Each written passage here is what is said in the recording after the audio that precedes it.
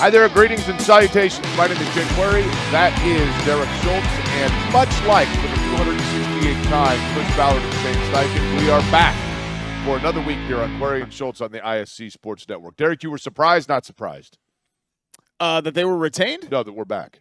Oh, no, I'm never surprised that we're back. Yeah, okay. Nor am I surprised that Ballard and Steichen are back, but we can get into that coming up here in a little bit. Well, what else did you want to get to? Well, you got like shopping lists you want to go No, over? I mean, I thought you were is there going a to bigger say, topic? hey, Happy New Year. Indiana football is 2 wins away from a national championship. That probably should be our lead, right? Indiana and what they've done. And, yeah. I mean, it's unbelievable what's happening with Indiana football and the way they absolutely eviscerated Alabama and now find themselves in this position. And whether or not they can beat Oregon is going to be very, very, very interesting. But let's be real. The big topic is the Colts. Yeah, the big topic is the Colts, and it's sad that we have to do this seemingly every single January, where I think the fans have the expectation that there's going to be action, and instead of there being action, there is just words. And right. I think the one kind of tweak and the one thing that was different this time around, obviously, is this was the Carlie Irsay-Gordon press conference and not her dad up there at the podium. And I do want to say, do you think it would have been different if it was Jim? Yes and no. Yes, in the sense that I think the answers would have been a lot longer, and I think there would have been more emotion. You know, Carlie Irsay-Gordon kept it pretty straight down the middle. Her dad never did that. But no, in the sense that I think Jim would have done the same thing. I think this entire family has enabled, particularly Chris Ballard, to continue to operate without any accountability or consequence. And they've done so because that is the easy decision. It is easy to just stay in the middle lane and right in the middle and not make changes and upset the apple cart. And, you know, rebuilds are hard, and going 4-13 is hard. Going 8-9, 9-8 for the most part is easy because you can keep skating on the fact that we're close and we only need a little bit of this and a little bit of that. The problem is that the Colts never actually get this and that. They just remain exactly you know the what's same. not easy? What's not easy is getting out of 8-9, 9-8. Yeah. You know, it reminds because it me of requires hard decisions. Did you ever go, when I was a kid in Indy here, we had Showbiz Pizza. Later became Chuck E. Cheese, okay? Yeah. And, you know, they had all the games in there that you could skee ball and everything else, and you got tokens. You could go turn them in for prizes. Connecticut had the equivalent, which was called Milford Rec. Okay. And those prizes were, you know, they had the big, huge sunglasses that were fun. Yeah. One of them were, and I'm going to use the politically correct term, I guess, today, but the finger handcuffs. Yes. You know what I'm talking about? Yeah. Once your two fingers touched in the middle of that piece of paper, it was really difficult then, once they were in the middle, to get them out of the middle, right? Yeah. Like it was like a clasp that you couldn't get them out. What you have to do, you had to push in, right? And then pull? Yeah, push maybe. And then pull? I mean, you kind of freak out. Yeah, I get very claustos. I don't like it. But that's the NFL. Once you get into that middle territory, that 8-9, 9-8, 10-7, 7-10, ask the Pittsburgh Steelers. Once you get into that area, it's really difficult to get out of it. Because you're drafting like 19th every year. Great. We got another great right guard from Texas A&M. Okay. But in addition to that, the Colts now not only find themselves there, they don't have a first-round pick for the next 2 years. Yeah. So in the quarterback play, Daniel Jones, when healthy, was a solid quarterback. But even at that, you were kind of constantly looking over your shoulder to see when the real Daniel Jones was going to show up. And it started to show itself a little bit once Pittsburgh got aggressive against him. Then the injury happened. And so all of a sudden it was like automatic excuse. I like Daniel Jones. I do. He's not even under contract. There's no guarantee he's here next year. It looks that way. But he could say, you know what? I really just – the more I've been thinking about laying back and letting my Achilles heal, Tampa sounds like such a nice place. I like warm weather. Baker Mayfield needs a backup. Who knows, right? I don't think it's going to happen. 99% certain that Daniel Jones comes back. But you are assuming that he comes back as the same player with the same health and with the same availability starting on week 1. There are so many question marks going into the offseason, and that's just not what you want. You want to find yourself – the first step towards getting out of that vat of suck is having some sort of a clarity as to who you are moving forward, and that's going to be the challenge. Yeah, and I think if you are going to sell that the future is bright, right? Like we got some things figured out. I think Carlie Irsay-Gordon said something along the lines of, we fixed some issues on the roster. If you're going to sell all of that, then you have to be able to present some building blocks and reasons for hope. And if you look at this roster, they're all going to be a year older, right? And who really are those building blocks, especially when you account for the fact that you don't have your first-round pick this year? I mean, Alec Pierce, if you're assuming he's back, which I think they're going to do everything that they can to bring him back, that's probably one. You've Who got else? a franchise Latu? tag him, right? Until they get a long-term deal. Yeah. I think they're going to do a long-term deal with Alec Pierce. Yeah, They will tag him until they take care of the he wants to contract. do a long-term deal is what I'm saying. And I think a big part of that, he did say that a big part of that was if Daniel Jones is back, right? Which I view still, you're right, anything is possible, but I still view as a fait accompli. I mean, he's up in the box, you know what I mean? Like he's working. You know, one thing, and not to veer too far off track, you watched the broadcast on Sunday, right? I did find it very interesting that there was constant talk about Riley Leonard's relationship with Phillip Rivers and, you know, the then and now. Growing up in the same hometown, and then, of course, you know, now being on the sidelines together and what Daniel Jones has done. One name notably absent from that is Anthony Richardson. I didn't hear one word about Anthony Richardson and his Anthony relationship with Richardson Daniel has Jones. as much part of the Colts future as you and I. I mean, that is one take that I have felt the whole way was accurate, and I would be very, very surprised if he is on the 2026 roster. I don't care that he's still on his rookie deal, and I would be stunned if he ever took a starting snap again. I do not think that he factors into their plans whatsoever. Derek? Let's say this for Anthony Richardson, okay? Anthony Richardson is clearly a gifted quarterback, physically speaking. And I think Anthony Richardson, none of us have been given any indication that he's anything other than a nice young man. I've never seen examples of him being a jerk or being, you know, any of those Did he stop things, to right? help a broken down car? Yeah, or anything? I mean, Yeah, I think he he's a seems like a decent good dude, yeah. Having said that, he has a combination of two things. Number one, he has not yet shown, and this is not a knock on his intellect. There are plenty of quarterbacks that fall into this category. He has not shown an ability to be able to quickly process everything that goes through at the line being an NFL quarterback. It's not his fault. He's not necessarily even been given time to develop that because they handed him the keys right away and said, go. He'd never driven a stick shift before, and instead of taking him to the Kroger parking lot and having him do it repeatedly, they basically just handed him the keys and said, all right, we're driving to Florida. Let's go. But in addition to that, Anthony Richardson has an inability to stay healthy. Again, not necessarily his fault, but the combination of those two things, it just is star-crossed here in Indianapolis. He may well have an Alex Smith type, or for that matter, a Daniel Jones type rebirth with a second place where he goes, and then the pressure of being a top 5 pick is off. I've always said the way you're acquired and where you're acquired has a lot to do with just the overall expectation about you in a specific place. And if he goes somewhere to a franchise that took a third-round flyer on him and he starts to play well, the pressure's off of him there, then maybe he develops and he turns into a really nice player. That's entirely possible. Jameis Winston is a guy that he was the number 1 overall pick, all this expectation. He's turned into a guy that when you need him to go out and play you for a couple of games, he's been a good player. Mariota, number two pick. Yeah. He's fine. He's never became a franchise quarterback, but he's fine. And I hope that for Anthony Richardson, but it's not going to happen here. No, it's over here. But, you know, kind of getting back to just Ballard, because that's really what this is about. I mean, we could talk about Steichen and we could talk about the roster, and there are other things that have contributed to this cycle of abject mediocrity that the Colts find themselves in. But really, it's about Ballard. 7 years removed from his last playoff win, 5 years removed from making the postseason at all.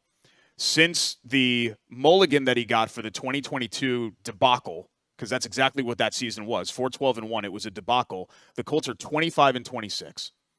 And he's whiffed on a top 5 quarterback draftee. Whiffed. I mean, I don't care if Richardson ends up being an all-pro level player. That's still a miss for the Colts because it didn't happen here. So that's still a miss for Ballard. To survive all of that for another season, it's just I think Colts fans, Jake, are just kind of throwing their hands up let me ask you into the air. Has he whiffed on pass rush twice? Yeah, I mean, I think I think Latu is a good player. You're not drafted to be a good player. You need to be a difference maker. And that's the Colts' whole problem. Michael Pittman Jr. is a good player. He's not a great one. Michael Pittman Latu is a good player. He's not a great one. Zaire Franklin's a good player. He's not a great one. And the Colts need great players. Derek, has a $29 million price tag for next year. He would be a $5 million dead cap hit, meaning they would have to pay $5 million off their salary cap if they were to release him. it is hard to think they're going to pay him $29 million. There is zero chance that he comes back on this contract. Either he is restructured, which I think would be a mistake at this point. I think at this point you just got to move on, or he's outright cut. Some people have said traded. What are you going to get from Michael Pittman Jr.? Like a 6th-round pick? Okay, maybe. But I think the trade is the least likely of those scenarios. But there is zero chance you're paying $29 million to a guy who's not even your number one receiver. Right. I mean, Pierce is that now. Right. And again, like you saw the drops on Sunday, like I feel for him. Michael Pittman Jr. is a good dude. I like Michael Pittman. I like Kenny Moore. Kenny Moore's not a fit for this defense anymore. Right. He's a fit for the old Gus Bradley zone stuff and not for this Lou Anarumo style. Lou Anarumo, he's interviewing now for head coaching jobs, so we'll see whether or not they're going after a defensive coordinator. But there are several question marks of players, whether they are back or not, which we'll get to in a second. But let's wrap up on Chris Ballard. I think let me ask you this, Derek. Chris Ballard, it's like rinse and repeat. Chris Ballard, beginning of the year, has press conference, smartest guy in the room. What do you want me to do? I've addressed these things. Laugh, chuckle, bat the eyebrows. Chris Ballard at the end of the year, after everything goes south, look, guys, I fell short. I was humble. I've been humbled. I've got to come back. Rinse and repeat. It's been the same thing over and over.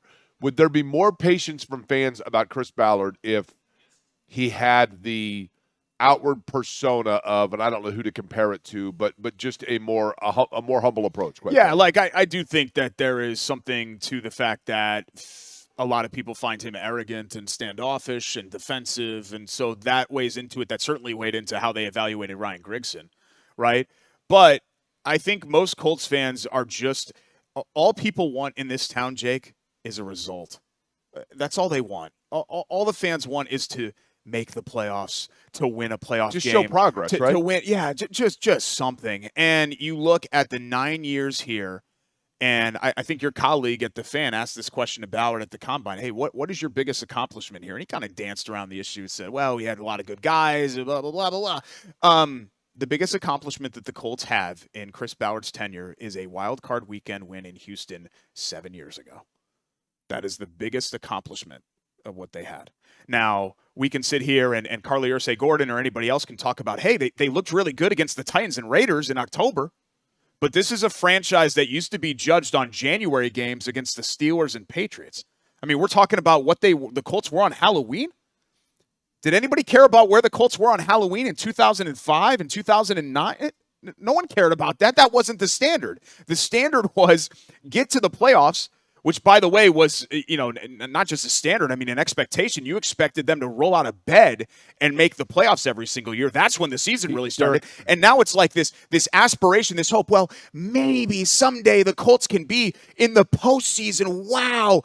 29 of the 32 teams have made the postseason since the Colts last did. 29.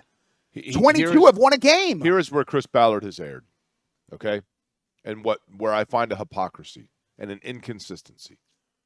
When Chris Ballard first got the job as the general manager of the Indianapolis Colts, and Andrew Luck was the quarterback, a generational quarterback, right? And Chris Ballard made it very clear. Look, guys, this roster is about more than one player. It's about more than one position. It's about more than one player. It's about being a team. It's about building a team. And I understand why he said it. Number one, because it's true. You do have to have pieces around the quarterback. But number two, because the quarterback that Chris Ballard was inheriting, he inherited. He didn't go out and get. So he's envisioning that Andrew Luck is hoisting a Lombardi trophy and Jim Nantz is standing on a podium with him, and he's thinking to himself, I want there to be credit given beyond just Andrew Luck to the other pieces around to show that my work had something to do with this. So he said it's about more than one player. Fine. When your season circled and then was flushed down the toilet in a critical year for you, after the injury to your quarterback, Daniel Jones, you cannot then tell me that your season was going just fine, but everything went south primarily because of one player and one position at the quarterback. If it's just about more than one player, then you should have built a roster that was able to sustain, like San Francisco, like other places, and be able to keep your team afloat to at least stay competitive and win a game once your quarterback went down. But you didn't do that. Because when it came down to it, guess what? It was about one player. I know Bernard Ryman went down. I know Braden Smith went down. I know DeForest Buckner went down. Fine. But in reality, you can overcome those things if you have a quarterback. and they had zero design nor game plan for what would happen if Daniel Jones went down because it was about one player. So what he told us wasn't the case in week 1 back in the beginning applies still today, despite the fact that then they told us that wasn't the case. And so the hypocrisy there, or the inconsistency there, to me, is where you lose benefit of the doubt. And they have practice squad level depth at corner. I mean, that's the other thing. Yeah, they lost Sauce and they lost Charvarius Ward to multiple concussions. Did they lose Sauce? Right? They never really even had him. Well, yeah. I mean, you're not wrong. That's a good point there. But you got practice squad level depth behind them, and that falls on Ballard too. So I just think, Jake, it's not that the 2025 the excuse for injuries torpedoing 2025 is not valid. It's that it's the latest excuse on a pile of excuses. That's all the Colts offer their fans now is excuses. They certainly don't offer them wins or results or action. It's just excuses. Everything can be excused. You can excuse this stuff forever as you continue to cycle through 8 and 9 wins. But what it's really going to take to move the Colts forward is to make hard decisions. And the Irsay family is so terrified of making hard and necessary changes because they're hard. Right? It's so easy to just keep retaining the same people over and over again. There's never the perfect time, right? No. Breakups, there's never the perfect time. Eventually, you just got to do it. Yeah, and if you wait around forever, like you're just going to be exactly that, waiting around forever, and that's what the Colts are doing. Between the two of us, I don't think the two of us have ever broken up with anyone, right? I mean, I will admit, I'm the first to admit, I've been dumped twice. I was mostly the dumpee, more than the dumper. I don't know. I mean, is it getting dumped if your repeated phone calls just aren't answered? I mean, I was never actually dumped. It's just she stopped picking up the ghosted? phone. Yeah, that's dumped. After we had in some cases, a couple of good nights. I thought. I had a great time. Are these open-ended questions now? Is there anybody? Well, not open-ended. This is 20 whatever years ago. Aren't you still seeking answers? It would have been nice to have some closure at that time, instead of just getting a voicemail or this number is no longer available. Stuff like that. Yeah, I would. I mean, maybe that was. What about if you called it half a rings and then goes right to a voicemail? This mailbox is full. I mean, maybe that was the answer that I wanted. Well, the mailbox is probably full from you, right? No, I mean, I don't think it's unreasonable to have 4 or 5 messages thrown in there just so they can kind of go through them and like almost like a progress report type thing. By the way, we'd like to thank Bailey & Wood for being the presenting sponsor, as always, of Query & Schultz. Bailey & Wood, located on the south side of Indianapolis, but serving everywhere. I was at dinner, as a matter of fact, on the far north side over the weekend. Super nice dude comes up to me, and he's like, Jake, I work for Bailey & Wood, and I want to thank you for the podcast. And I said, oh, man, you guys are great. It is an honor to represent you. And he said, well, I actually work in compliance, so I have to be the responsible guy in the room. And I said, well, not just, I mean, they're obviously all responsible, right? But he's the guy that oversees everything. And I said, well, that's the thing, though. Like, they are a super fun group. And he said, absolutely. They are fun. They are obviously always working and willing to get everybody the best mortgage rate available in doing so, because they become kind of your friends, right, when you're working with a group like that. Yeah, he did say that Mike Wood, it is not mandatory for all employees to be Dolphins fans. Mike wouldn't do that. He wouldn't make his employees suffer that way. In the way that Mike. But Bailey & Wood is the absolute best. And folks, if you have any question about that, not only do they get you the best mortgage rate, not only are they working with you almost in like a family type sense, and it's a family business, but in addition to that, the amount of work that they do, philanthropy, charity, giving back to organizations throughout Central Indiana, that's what I love the most about them, because I can see the commitment they have towards people, and it's a people business. Bailey & Wood, the very best when it comes to mortgage rates. Also, Chateau Kitchens. Once you get that new home from Bailey & Wood, what better thing to do than to go ahead and get the new kitchen, get the new basement like Derek did, whatever it might be, from Chateau Kitchens. They are always there for you to make sure they're doing exactly that. We are here at Hoagies and Hops, where after you get done, the food is so fabulous, you want to take it home to your Chateau Kitchen, right, and enjoy a chili water beer while you're there watching the game, whatever it might be. Both of them right here at 42nd Boulevard. 42nd and Boulevard, yeah. I got it right. And I've eaten a Hog Island in the shower. So not just your kitchen to eat the Hoagies and Hops sandwich. I mean, I've housed the cheesesteak in the shower. I just want you to think about how that sounded first. And a hog. I ate a whole hog in the shower. The entire thing. It's a big sando. You got all the meats on there. You got the prosciutto, you got the gabagool. Well, salam. Okay. Once you're all Shaved onion. spruced up from your shower in your Chateau Kitchen shower after your Hog Island, perhaps you're thinking to yourself, Division I athletics I want to see right here in Central Indiana. No problem. IU Indy has you covered. And we will let you know what they have upcoming from men's and women's basketball standpoint in the Jags report, which we will do later in the show. But that said, Derek, I am curious of this when it comes to the Colts. Your level of intrigue. Now, I felt like by coming right out and saying they're coming back, and I hate saying this because I'm telling our customer base that what we are selling is is an expired date. But it feels to me like literally everybody should. Their thought process should be, okay, well, come talk to me in August. I'm done. What interest level is there? The draft? Let's get ready for the draft. Don't have to go to that, right? I don't blame. There are times where I think fans are being unreasonable and overly emotional. They're fans, right? Of course. I was that way when I was a fan with my teams. But in this case, I think the fans are absolutely right to be upset and fed up and tired of the same thing over and over again. Again, the Colts are just missing the boat here. They are viewing this as a year-to-year thing. And, we had mentioned this when Jim was still here. We had mentioned that Jim reset the clock on Ballard after 2022. The Colts fan base did not. So in many ways, Ballard, the last couple of years, this was year 1, year 2, year 3 on a new clock. For the Colts, it was still, Colts fans, it was still year 7, year 8, year 9. And I think also when you have a lot of cross-pollination where you've got Colts fans who are also Pacers fans, these same fans look at what the Pacers did, and from the days of we like our little team to the major changes that they made with the Domantas Sabonis trade and tearing it down to build it back up to a team that was one win away from an NBA championship, that adds to the frustration too, because they look across the street and they say, hey, over at Gamebridge, the Pacers did this. Why don't you do it? And under the same exact circumstances, right, Jake? The Pacers weren't bad.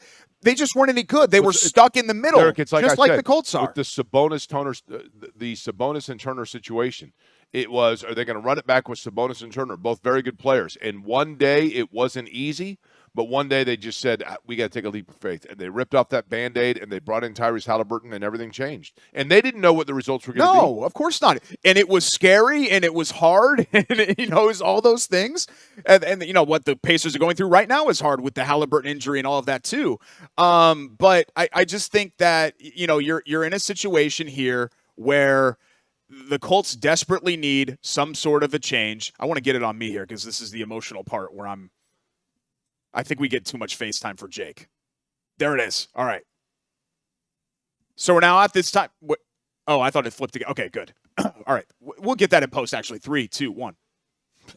Okay. So this is the time now for the Colts to step up and make the change. And I'm disappointed because it was very bold of Carlie Irsay-Gordon and her sisters to make the Sauce Gardner trade. Say what you want about that deal. That was a bold move. That was stepping out of your comfort zone and doing something risky and different and new because you were committed to it and you thought, okay, let's do it. Let's go for it. And then to just kind of revert back to, well, I'm pissed. Are you?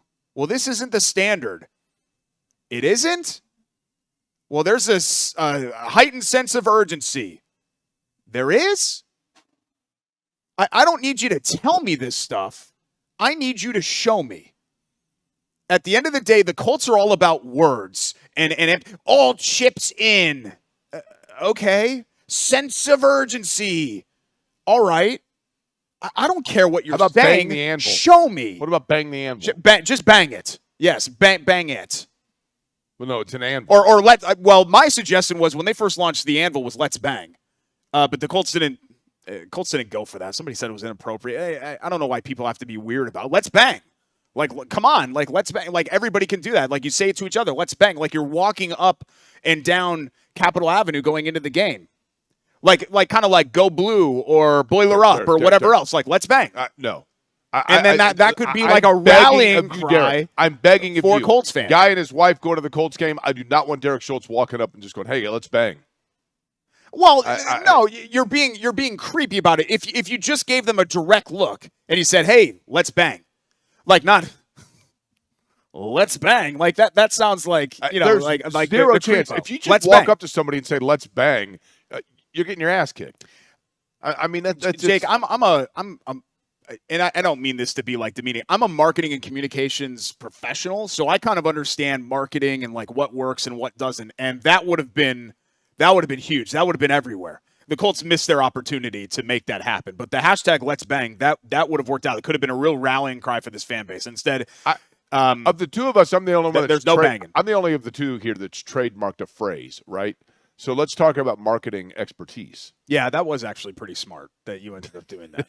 Although now it's impossible because literally I didn't think it was a great phrase per se. I thought it was good enough to trademark. Why not Indiana? And now, like, it is literally being replicated worldwide. I'm not kidding you. Yeah, no, I know. I've got legal letters out all over the place. Yeah. I mean, it's what happens. A lot of the stuff that we say or we do goes global. So I'm not like surprised like that what? why not? Well, it could have been Let's Bang, but instead we weren't given that opportunity, unfortunately. Okay. We have our Hoagie and Hero of the Week coming up here from our friends at Hoagies and Hops, which we'll chow down on it here in just a little bit. We'll talk IU football. We'll do a basketball roundup like we always do. The Pacers are kind of a non-topic, right? But we'll avoid them. But everybody else will discuss. I have Pacer shoes. And we'll keep things rolling here. Shoes? Can you see First my Pacer shoes? Edition. Oh, those are nice. Hold on, I don't know. That's more of that's kind of an orangey tint. So interesting. You say that you can't see them on the camera, unfortunately. But so can you? Wait, I'm trying to got build up that big ass leg in there. Oh, look at Jordan's a professional. Jordan was asleep. There we go. Yeah, look at that. So when I ordered them, they were listed as orange and like purple, and I thought, oh, for Clemson, I'll buy them a pair for when I go to a Clemson game. Cute basketball. And then they showed up, and I'm like, oh, these are my niece got me those. They give money to basketball organizations. So the shoes showed up, and I'm like, this is what the Pacers coaches wear. So I'm wearing my Pacers shoes. That air bubble is gigantic. What's that? The air bubble on there. I know they're very comfortable. As a result. Did you ever have Reebok pumps? No, Kyle Kinnett had a pair. He was the guy that had, everybody had that one guy in school that had them. Kyle Kinnett and Matt Klein both had Reebok pumps. Those are pretty sweet. I mean, we lived the era where shoes were really, I mean, the 90s, the very early 90s, that was Derek, the best of the best. I'm old enough to remember this. The Reebok pumps had the pump on the tongue. Yeah. 3 pumps. Nike had a pump that actually came with a pump that you put in the back, like an air pump. Really? Yeah, and the Nike one was shorter lived. Okay. I don't remember that. Yeah, that was quite the actual thing. air pump. I don't need the accessory. Just let me kind of reach down before my wreck 9-year-old basketball game and pump those things up and get pumped up. We're going to pump you up here on Corey and Schultz when we return. What are we, Hans and Franz here? From we're going to bang Hoagies and Hops. Let's bang. It would have been a marketing coup. Stick around here on the ISC Sports Network.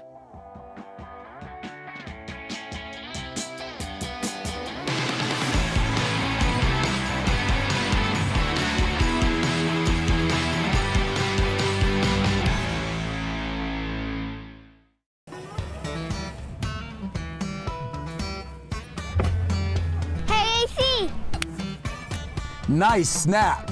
Mortgage is a snap. Duh. Bailey and Wood, a lending hand for Wish TV Sports.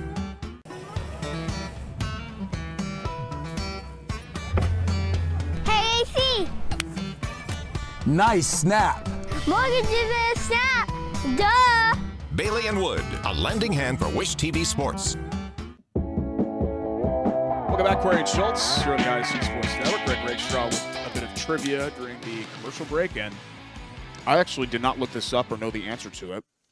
The two teams with longer, because 29 teams have made the playoffs since the Colts last did, the two teams with longer playoff droughts than the Colts. One AFC, one NFC. Yeah, because the Dolphins just went. They played the Chiefs in Arrowhead in a freezing game a couple of years ago. The Browns went recently. And, the years sort of run together a little bit for me. So the Raiders. It's the Raiders one? Yeah? Raiders has to be one. Raiders have sadly made it since the Colts. Oh, my God, the Raiders have made it. All right, give me the two, Rake. Jets and Falcons. Jets and Falcons. Okay, yeah, the Falcons I never think about. I don't spend Falcons any time are about an the example, Falcons. Derek, of being stuck in that middle ground. Yeah, but they fired people. So I'm eating this Yeah, sandwich. they fired people. Time for our Hoagies and Hops Hoagie and Hero of the Week. It is brought to you by our friends at Hoagies and Hops, 42nd and Boulevard. Hoagiesandhops.com for their catering menus. Super Bowl parties right around the corner. Obviously, the Colts will not be participating in the game, but you can still invite friends over and get a delicious catering tray from our friends at Hoagies and Hops. This here Listen, is the Eagles have a very good chance. the brotherly love. What better? Right there. Look at this. Hoagies and Hops, what we love about it, I love that Christina has a love for her home and combines it with her new home. She loves Philly, and she loves the Eagles, and she's not in your face about it. She appreciates that you love the Colts. She appreciates that you love Marion. She appreciates that you love IU, whatever, Butler, whatever it might be. But she wants to share that love by sharing with you her love for the Eagles. Go ahead and adopt the Eagles. Colts can't get in the playoffs, then fly, or whatever it is. That fly, Eagles, fly, right? I can't do that. No. I love Christina, but I grew up a Giants fan, so it's hard for me. Where are they? to do that? Yeah. Well, made the playoffs more recently than the Colts, sadly. So brotherly love here. We got some Turk. We got some Dietz and Watson ham. We got a little salam. Got some L. Got some T. We're supposed to have some O, but because it's Jake, we didn't have any O because he didn't like O. And then OO on this Licio's bread from South Jersey. Brotherly love, delicious. Fantastic. Look, while you're doing that, Derek, I will enjoy, once again, the blood on the tracks from Chili Water, right? This Chili Water makes such a good beer. And this one has that, it's like a citrusy IPA. Is that a fair way of saying it? Oh, yeah. Well, it's blood for the blood orange. And it's smooth. A lot of IPAs are super hoppy. That is smooth. Fabulous beer. I like it. I like This it is a lot. the perfect beer for sitting by the fire, and it's also a perfect beer for the summertime because it's got a little bit of a chill to it. So. Yeah, if you're an all-season IPA drinker, I think you like Right. that one because it's not super heavy and over the But top. everything Chili Water does is great. They got a Fountain Square location, and then right here, obviously, at 42nd Boulevard. Yeah, and we love having. I mean, we are in physically the tap room here, so you can see. Well, you can see behind us, kind of the bar table. There we go. Look at. I mean, Jordan is a professional. And then here's the bar, right here. Jake and I actually sat in these chairs a couple of years ago to sit here and watch a game. Back when Jake used to invite me to things. And then next door is Hoagies and Hops and the sandwich counter and all that. You owe me a date. We haven't done it. We haven't done anything just you and me in a while. Like besides the show. Like the show doesn't count. That's not a I don't know, date sounds weird. That's not a get together. You're like my other friends, man. Went off, had kids, got a job. Never have time for anything. Oh, do you really feel that way? I don't want you to feel that You way don't about touch me. me, though. Yeah, I got some oil on my hand too. I want to make sure I don't get it on your shirt. I will say this. Recently, Derek and I were honored to again be invited to a fabulous, holiday party with a group of people, a lot of former colleagues there. And Shannon and I were on our way home, and Shannon said, and I quote, "Boy, Derek's wife is just super cool." And I said, "No, I agree." And then later, she insinuated, didn't say, but she insinuated almost like, "That's such an odd couple because she's so cool." And I said, "Yeah, I'd agree." So, for what that's worth. I don't think Shannon would say that Oh, yeah, no, about she me. did. Shannon and I are buddies. It was great to see Shannon, by the way. I got sick after that night. Did you get sick? No. Okay. Like the Peach Bowl against IU, I watched that under blankets. I was throwing up most of the day. Really? Yeah. It was like a quick 24-hour thing. I had a miserable day on Thursday. I woke up Friday. I was fine. The only thing I ate all day on Thursday was a banana. That was it. Hero of the week. I feel like we gave it to him at some point this year, probably because he was, of the Colts, bright spots, and I hesitate to even say bright spots like plural. I don't know if there were a lot of bright spots this year. Individually speaking, Alec Pierce, I think, deserves our hero of the week. Had a monster final game to sneak over that 1,000-yard receiving line. Concluded a contract year in a big way where he showed he has big-time receiver potential. He's a huge yards after catch guy. He's a great deep field threat. He's a great go up and get it guy. He's a great possession receiver. He has all the tools He's in his very bag. versatile. I mean, I thought he was a one-trick pony. I really did. I thought he was a deep threat and like a WR3, and I think there's some WR1 type potential there, and quite possibly the top building block for the Colts moving forward. Right, when you talk about a position that actually matters, and where the Colts are. I think Alec Pierce would be the top of that list, who obviously they're going to have to re-sign, and they're probably going to have to pay $25 million a year to. But I think you're going to get some savings on the aforementioned Michael Pittman Jr. contract. Either they're going to toss it out the window or restructure it and free up some funds to bring back Pierce, who I think is motivated to come back to be the Colts' top-level guy. I hope, because if they lose out on him, no bueno. He is definitely back next year because at the very least, if they cannot come to an agreement with him by March, they're going to franchise tag him. Yeah, right? I would agree with that. I mean, I would agree with that. Yeah, that seems a foregone conclusion. I don't think they're going to let him hit the mark. Derek, there are other players, by the way, that there are question marks about whether or not they come back for the Colts. And one of them, let's begin with this, Shavarius Mooney-Ward. I totally understand it, and I respect it. I think he needs to, if he has concern about concussions, then that's all you need to know. I hate to say it that way, right? Yeah, and here's a guy that's performed at the highest level of the sport, and it's a great story, right? Undrafted guy who became an all-pro level player. The track record sort of speaks for itself. But again, Jake, I'm not going to dictate to another person what they should do with their life. It's his life. Right. So if he wants to come back, so be it. But I remember doing this with, oh God, what was the guy's name from BYU, the receiver that the Colts had? Austin Collie. Yeah, Austin Collie. Where he just went through it over and over again. You're like, man, I wish he would just walk away. If you're at the point where a little tap on the head or you're getting out of your car and you bump it on the threshold of the door and then you got headaches and dizziness for the rest of the day, then that'd be a huge alarm bell for me. And he had said, Derek, about a month before the year was over with, Shavarius Ward had said that it was difficult for him to play sometimes when he didn't have clarity of thought. And I know that he was also, and I think maybe even had been asked at that time about, he had a terrible loss, obviously, with his family, with the loss and the passing of his daughter when he was in San Francisco, which is part of the reason why he just needed a new change. But and I know that when he was talking about that, and understandably so, I'm not making light of that situation at all. But when he was talking about that, I think a lot of people thought he was discussing the emotional aspect or the mental aspect of playing through a tragic personal loss, which is obviously the priority and the bigger story. I get that.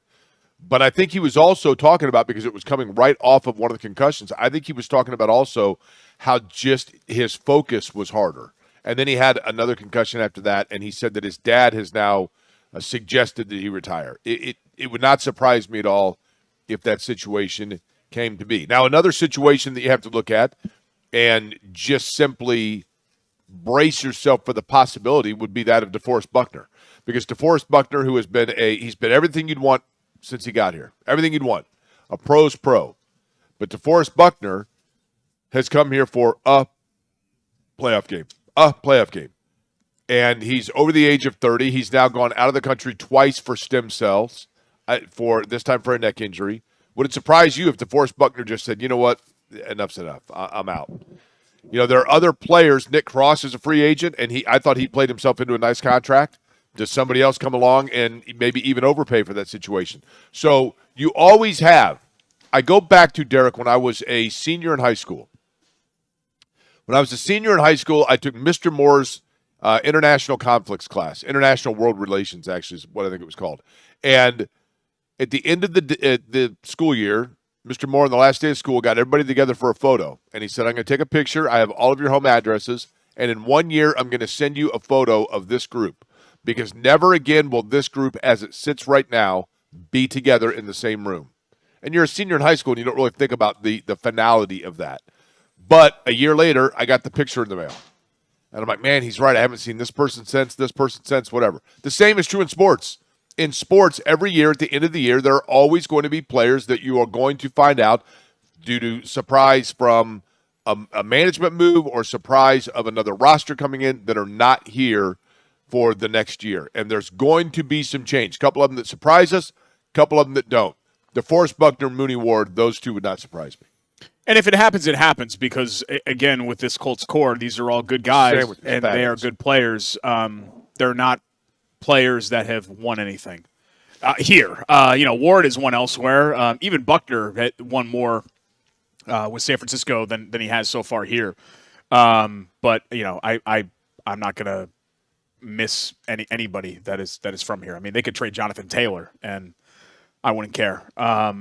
And I think most fans feel sort of that same way. It's just been a core that, while they're good players and they're good guys, they haven't produced. As much as we want to make this about Ballard or some people want to make it about Steichen, it's also about player performance too. And those guys have not lived up to where they've been paid, unfortunately for the Colts. I need you to tell me right now who is going to be in the Super Bowl and who's going to win it. This is about as wide open of a field as I can. Hard to argue that. I can ever remember, honestly. I'm going to lean towards, and this is a little bit of a cop out because they ended up being the 1 seed, but I'm going to lean towards Seattle. I think that's a very difficult place to play, and they're very well rounded. Even though I'm still a little. Do you trust Darnold? Yeah, I'm still a little. I'm not. Boy, really they got sure good about running that. backs though. Yeah, they do. That's a good team, and I know that they played the Colts and didn't exactly look like world beaters against them a couple of weeks ago, but I still feel that way about them. AFC, man. I am not shut off to the fact that Houston could really finally make a big run this year. If I'm not mistaken, they have not been to an AFC Championship game. Is that correct? I think that's right.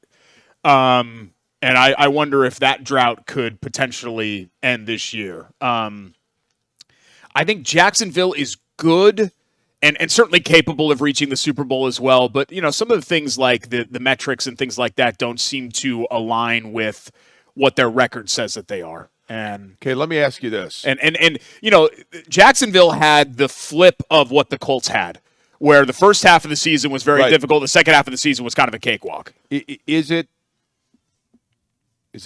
too early to say, which is crazy because he's been in the league for a while? And you know that I have been a defender and maybe even homer for this player. But now that they have a little bit of stability, now that he's healthy, and now that they have a coach that he is working well with, can we say Trevor Lawrence has arrived? Yeah, I have never felt like Trevor Lawrence was going to be anything less than a very good player for a very long time. I made the comparison, and this is my favorite comparison. This is like you with the 2025 guy. I think Trevor Lawrence ultimately is the NFL version of Chris Webber. Chris Webber, at the end of the day, had a really nice career. He's a Hall of Fame player. I mean, Chris Webber, and he did so with some franchises that were pretty forgettable. Washington, he did have the runs with Sacramento. Those were some fun teams there at the turn of the century.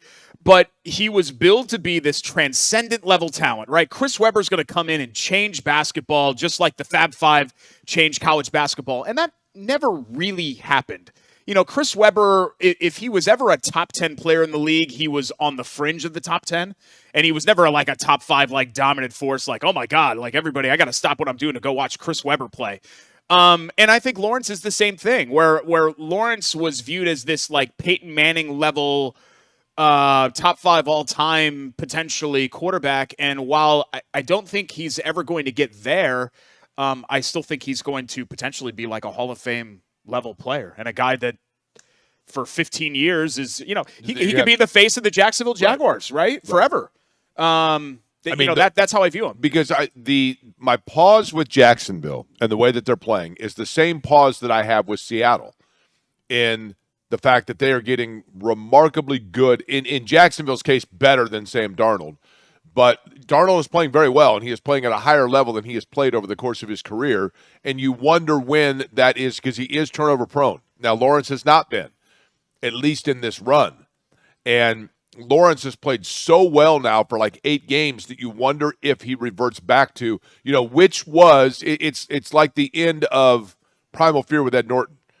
Which Trevor Lawrence is the real one, the one that we're seeing right now, and he grew into that, or is he actually still first couple year Trevor Lawrence, and this is all just an act. That's what we have to see here. But it does feel like Jacksonville, Houston, for that matter, to an extent, Seattle, that there are teams in the postseason that you're just not totally sold on. I hate to say this, Denver, I'm not totally sold on. No, me neither. Me neither. And there's no track record with any of these teams. Right. Maybe outside of like Buffalo. Philly. And Philly, obviously, in the NFC. And the Rams. I was talking about the AFC, but there's not a lot of track record because there's no Kansas City, and some of the teams that you're used to seeing there aren't there. There's obviously no Cincinnati, no Baltimore, so you're not like automatically falling back on that as well. But I'm looking forward to it. I think it's going to be a really fun NFL playoff this year. Philly. Okay. The Rams are hard to rule out. Yeah, Rams are hard to rule out. I would that would be the other team that I would consider. I don't think Philly has the horses this year. They don't strike me as a Super Bowl team, but anything is possible, certainly. Philly and Houston. Okay. I think that defense for Houston can get them there. Yeah, they're very good. Very, very We haven't talked about IU football, Derek. What are you doing? I know. Let's talk about it. I'm going to eat a tomato while you Pounded Alabama, 38-3. And now a heavy favorite to win the whole thing, especially with some of the losses. Georgia going out, Ohio State going out, and now you're left with Oregon and Ole Miss and a Miami team that is dangerous, but was technically the 10 seed going into this playoff. I think / hope that what the Rose Bowl win did for Indiana on a national basis was finally erase the thought of leaning back on what Indiana was, because we have been banging this drum for a while now on this show. And even though it's part of the story and it's the cutesy Cinderella part of the story, ultimately what Indiana was before 2024 does not factor into at all what they are right now. It just is completely irrelevant. It does not matter at all. And Indiana beat Alabama not because Kurt Signetti and, gave a Hoosier speech in the locker room and look at all these gritty 2- and 3-star players. Indiana's players are way better than Alabama's. Way better. Their offensive line was massively better than Alabama's defensive line. I don't care who they were in high school. I'm talking about what does it matter what Elijah Surratt was 5 years ago? Right. What he is now matters. What Aiden Fisher is now matters. What Pat Coogan is now matters. What Fernando Mendoza is now matters. None of this other stuff matters. So Indiana's not winning all of this stuff because of magical pixie fairy dust. It's because they're kicking everybody's ass. They're better than all these teams. Indiana is a collection of players that, regardless of where they started, they believe in a common goal and a common mission. And that belief has allowed them to realize that success is found through everybody individually doing everything that is possible of what they are asked to do. And if they do that and the guy next to them is doing that, then collectively you've got an unstoppable force. And that's what Kurt Signetti has preached, and that's why Indiana is where they are now. They are the most prepared team in college athletics, not just basketball, football. There's not a team that you see that is more prepared. Alabama tried to run a trick play against Indiana. Indiana sniffed it out and knew what they were doing before Alabama even snapped the ball. 8 guys going to the ball. Yes. I mean, they make plays. Indiana goes out and they simply say, we're not going to make a mistake. And we're just going to wait until you do. We're going to pounce on that. And then as soon as you make your second mistake, we pounce on that too. Now we're up 2 scores, and we've broken your will. You're Alabama, the most tradition-rich program in college football. We broke your will. That's what they do. They did it to Oregon in Eugene. They did it to Ohio State. They broke their will. Now, are they going to be able to do that against Oregon for a second time? Going to be a challenge, no question about that. But that's the way that they're going to go into that game. The reason Indiana's here, Derek, I told this story on the air. I'll tell it again. I probably told it to you. I have a friend that went down to see Scott Dolson, the athletic director at IU. They were college friends, my buddy and Scott Dolson. This was at the end of the summer. He's hanging out in Scott Dolson's office. And while they're sitting there talking, there's a knock at the door, and Kurt Signetti walks in with a sheet of paper, hands it to Scott Dolson, goes, here's what you asked for, and then kind of turns around and walks out. Dolson has this stunned look on his face. My buddy's like, what's going on? He goes, I got here at 7:30 this morning. Coach Signetti was in there watching film. He's always here at like 5 a.m. watching film. And I asked him, hey, do me a favor. Over the course of the year, start compiling a list of players that you are hearing might be interested in the transfer portal or who their eligibility is such that they would have portal eligibility that we would perhaps have an interest in, and then what you think their NIL number would be so that we can start kind of game planning for when the portal opens up and players now, not because we're going to go and interfere with them, but if they in fact do throw their name into the portal as are expected at the end of the year, that we are ready to make a move on that and have an offer for them or give them an opportunity to see what Indiana can do for them. And he goes, I thought it was going to take him like a month and a half to come up with the list, and Cignetti 2 hours later walks in and goes, here you go. So they went back and they said, how did you have that list so fast? And Cignetti said, what, you think you were the first one to think of that? Everything is about preparation. Everything is about anticipation. Indiana football is proactive. The Colts are in the situation they're in because they're always late to be reactive. Indiana football is proactive. That's why they are where they are right now. And when the NIL thing happened and we all thought that meant the rich were going to get richer, no. It meant that there was going to be a program out there that was going to basically pull the Mercedes engine in 94 and the Indy 500 and find a loophole that allowed them to be faster, bigger, and stronger than everybody else, and that's Indiana. Indiana saw this opportunity, jumped on it, went out, got Curt Cignetti, put it all together, and whoop, here you are. They are going to be, I believe, the national champion. Now, they've got to win 2 big games. And this next one might be the toughest of all of them against Oregon, who I think the world of. But if Indiana does not win, it's not going to be because they weren't prepared. And did you see this, man? And what this means, right? Because I don't think we're really realizing it in the moment, but what this means moving forward beyond 2026 and 25, 26 for Indiana. Did you see this transfer portal haul? That's what I'm talking about. Yeah, like literally, Jake. I mean, they're just getting every single one is saying yes to Indiana, and it's because of this. People, it's infectious, right? People want to be a part of it. They're watching it on TV, and they're seeing the fan base, and they're seeing how happy everybody is. Indiana's coming to them saying, "If you come here, here's the number." Yeah, and that too, and they got deep pockets, so it's all working out. But I do hope that finally now. And Alabama is part of this too. We need to stop resting on our laurels with these programs. What Alabama was does not matter anymore. What Indiana was does not matter anymore. This is a whole new ball game in college football, and we need to adjust to that mentally. You know, it's almost the opposite of what's happening with Indiana basketball, where Indiana basketball still wants to rest on what they were. That also doesn't matter. That's hurting their basketball program, but It's benefiting the football one. What percent of people? 72,000 Indiana fans reportedly were in Pasadena. Okay, that's a very specific number. I saw they probably figured it out just by the ticket, whatever. Okay, yeah. 72,000. Of those 72,000, what percent of them were even aware that Indiana had a basketball game the other night against Washington? I was there. You were there? I took Ashley and James. We bought $5 balcony seats. What would you guess the attendance was, honestly? 9,500 maybe. It was half full, I'd say, or maybe 60% full. What's it seat? 16.5? 17. Okay, 17. Okay, yeah. So 10,000 maybe. Both balconies were almost completely empty, which is sad. It's sad for me to see. Like, look, I don't have a rooting interest necessarily or an emotional investment in Indiana basketball. Certainly not the way that I used to. But being somebody that went there and that was used to, and I don't want to hear the whole like, well, it was winter break, whatever. Listen, I'm old enough to remember that those were the times when then people could get a ticket for $150 to go watch Alcorn State. But then again, Jake, they do the starting lineup, and my wife, who is still very much invested in IU sports, is like, I don't know any of these guys. Right. And it's like, and that's what happens every year. You just kind of cycle through. It's tough to build that emotional involvement. And even though I'm a tri-state kid, right, New Jersey, New York, Connecticut, and IU still recruits out there, my parents went to IU. So I had skin in the game for going to games. If you're recruiting some kid in Long Island right now, what's he going to care about the basketball team on a Sunday night at 8 p.m.? Especially when football's cooking the way that it is, right? You care about that. You don't care about but then again, Darren DeVries, and they're off to a decent start here. They've got shooters.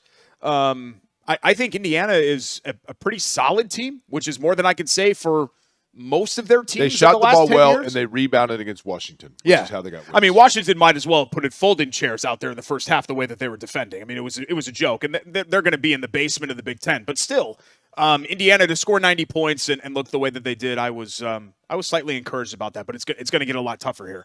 They got Nebraska coming up. They got to go to Breslin. Nebraska's unbeaten. Can you tell me the unbeatens in college basketball right now? No. Derek? Huh? No. Iowa State, That's one. Nebraska, That's one. Michigan. That's one. Did Arizona lose? Arizona's unbeaten. Okay. And who am I missing? Vanderbilt. Okay. Great. Wow, look at how smart Jake is because he follows On Vanderbilt this, the basketball. 50th anniversary year of Indiana's 1976 last unbeaten college basketball season, could it be that Indiana celebrates that by having a 16-0 for the very first time that has been accomplished in college football, undefeated national champion across the street at Memorial Stadium? 2 wins away is Indiana.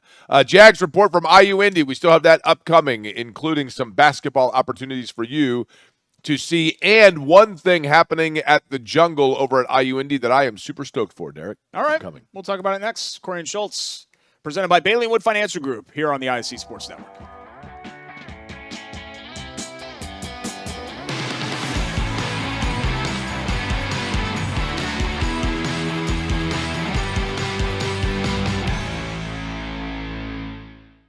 At Bailey.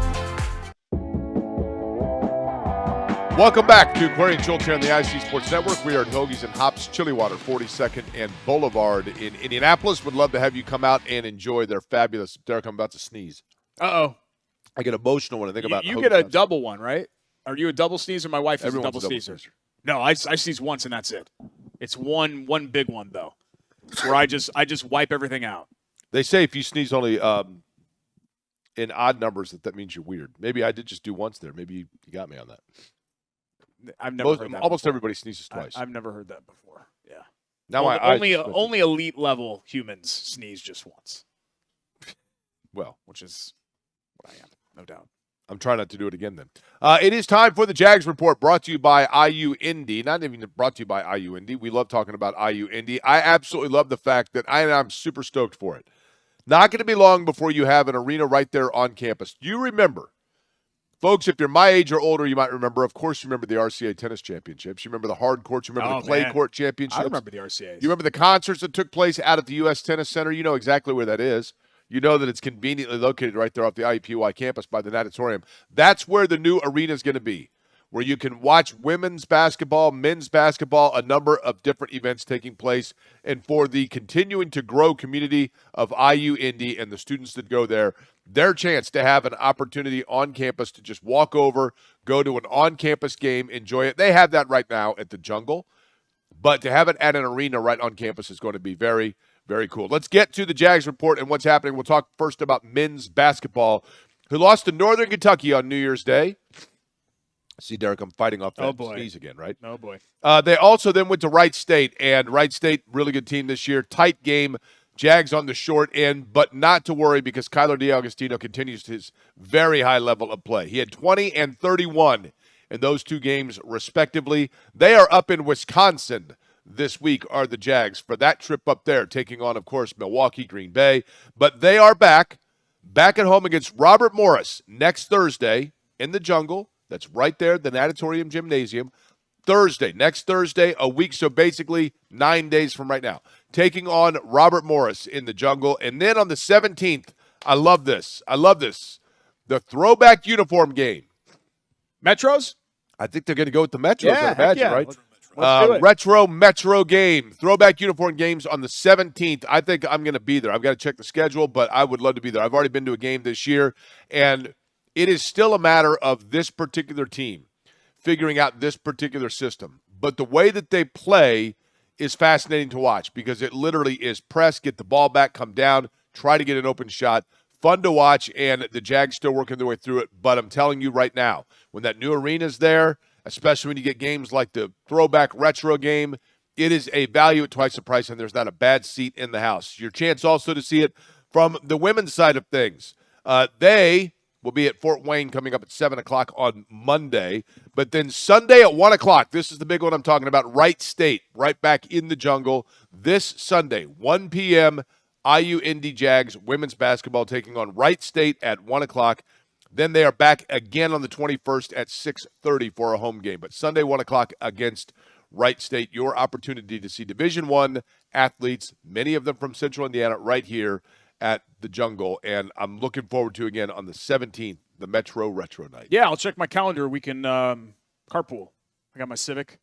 2 o'clock Saturday afternoon. And we will head down. That's 2 o'clock, Greg said, on a Saturday afternoon, 2 o'clock right? on a Saturday afternoon. Yeah. Yeah. I'll come pick you up in my Civic. Just pull outside the Can I sit in the two-bedroom back? apartment where you live alone. No, we did that one time, and it made me uncomfortable. Made it look like I was driving you around. Okay. I was worried about being seen on 38th Street, being like, "Oh, there's Schultz, chauffeur, and Jake around." Okay. Yeah, it would have been rough. We're up against it. Got to come back with our final time to Chateau Kitchen's Buy It or Bowl Bleep. So we will do that and tie a bow Buy it or on Bull this Schultz, yep. episode 268? Yep. Corey and Schultz, ISC Sports Network.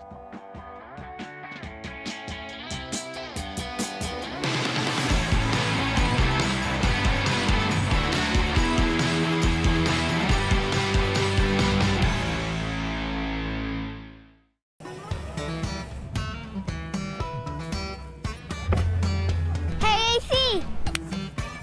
Nice snap. Mortgage is a snap. Duh. Bailey and Wood, a lending hand for Wish TV Sports.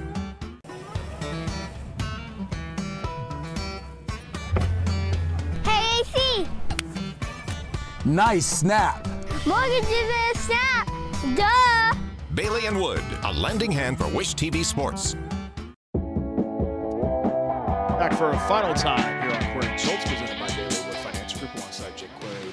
I'm Derek Schultz. Thanks so much for joining us, and Happy New Year. Happy belated New Year. I don't know what I feel like we've talked about this before on the show, like just this week probably? No. 'Cause a lot of people are No, back to work. Yeah, we passed it now. How long before your dad asks about Santa?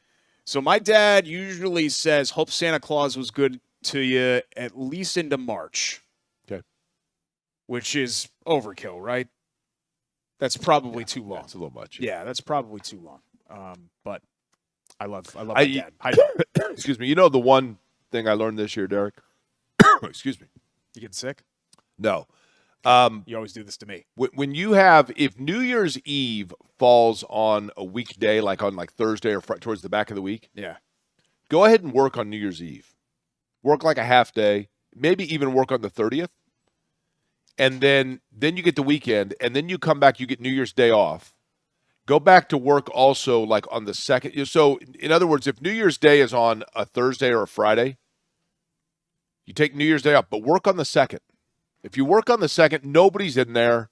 It's slow paced. You can kind of go in and just get through the motions, but you got to get up, go in the office, do that, go through the motion of it. That makes for a much easier re-entry on that Monday the 5th or whenever that Monday is when everybody else is dreading it and you're like, I've already been back in like twice.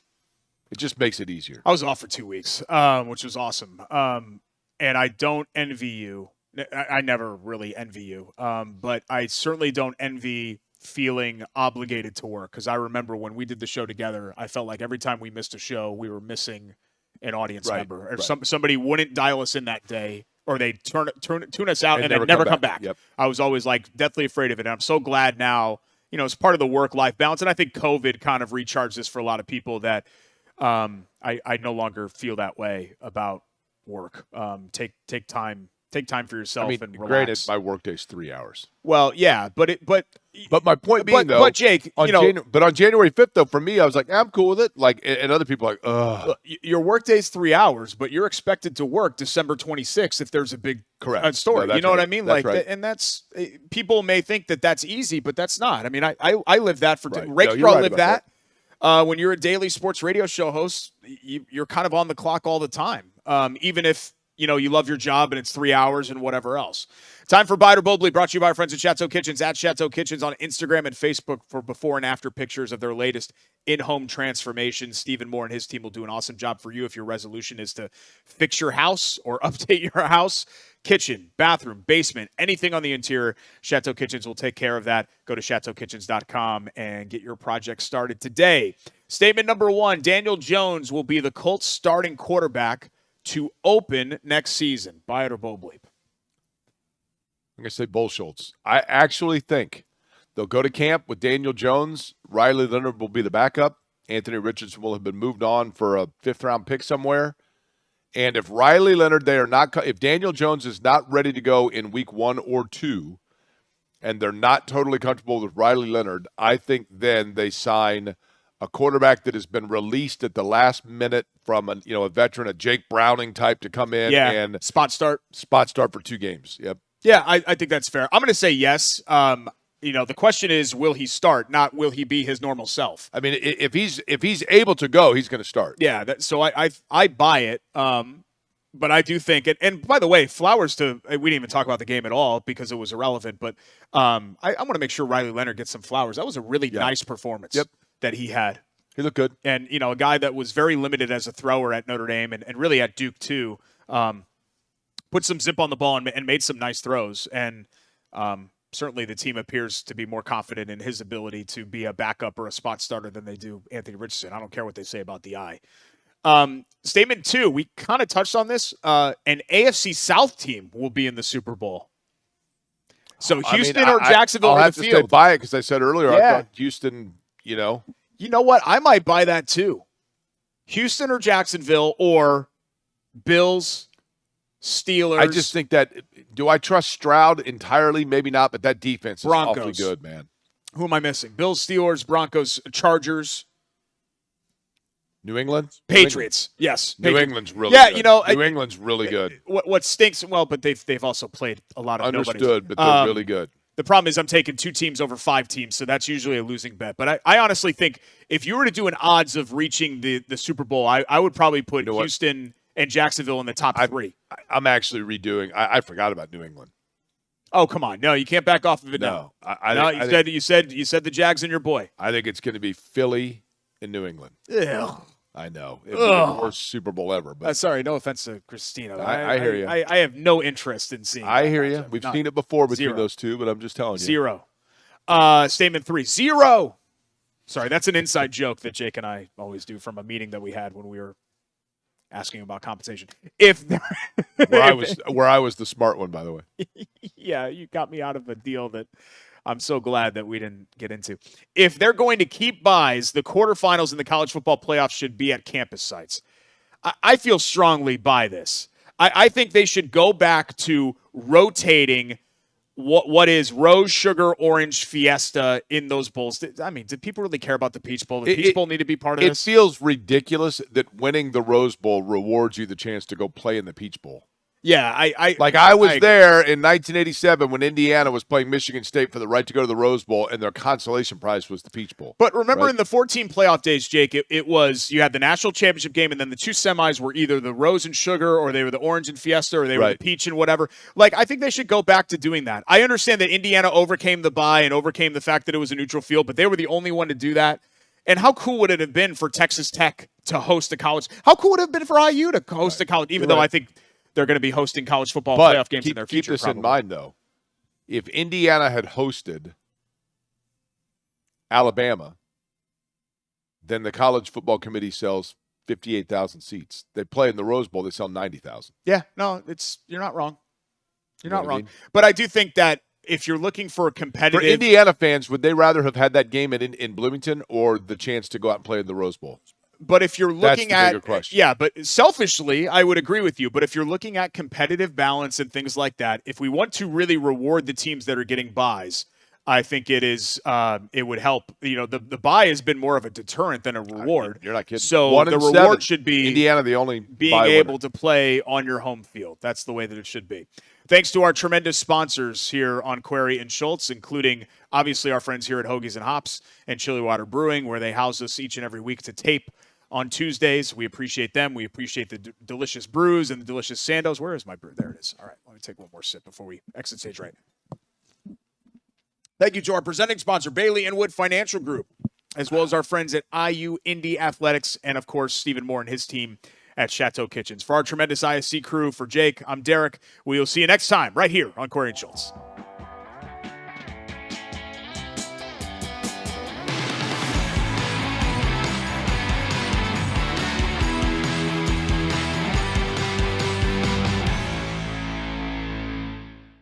At Bailey & Wood, we